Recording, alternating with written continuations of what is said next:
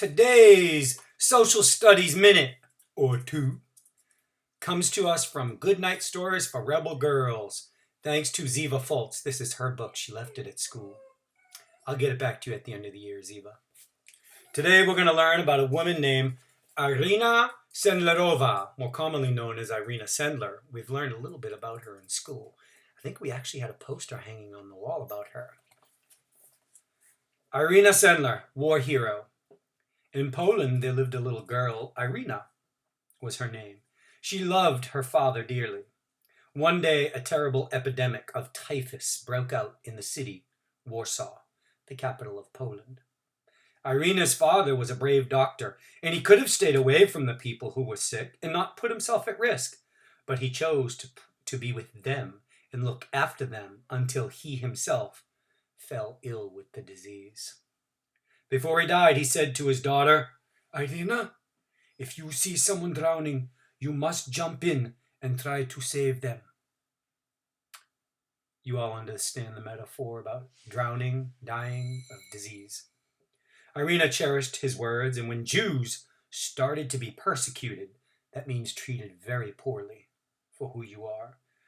When Jews started to be persecuted by the Nazis, she helped Jewish families save their children. She gave the children Christian names and found Christian families where they could be safe. She wrote their real names and their new names on little slips of paper that she rolled up and hid in marmalade jars. Then she buried all the jars in a friend's garden under a big tree.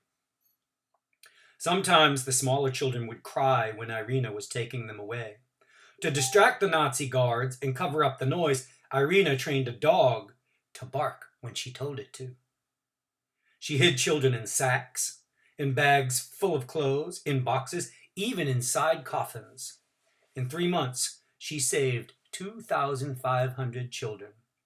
After the war, she dug up the marmalade jars and reunited many of the children with their families.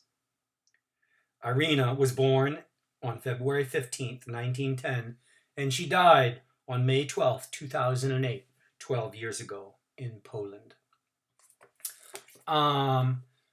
Sadly, most of the children that Irena saved were not reunited with their families. Irena, while she was doing all this, somebody turned her in, and she was arrested. She was tortured. They broke both of her legs, and she never gave up one bit of information to the Nazis. She survived the war, as did the 2005 children that she rescued. She also worked closely with Dr. Janusz Korczak, who is a character in our book Milkweed. He was a real character in Poland. He was a real person.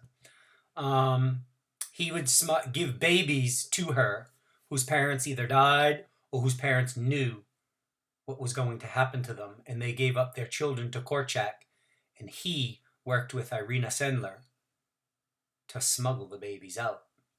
What a hero, huh? Irena Sendler. If we had more Irena Sendlers in the world, what an incredible place it would be, huh? Have a good day. And that was today's Social Studies Moment.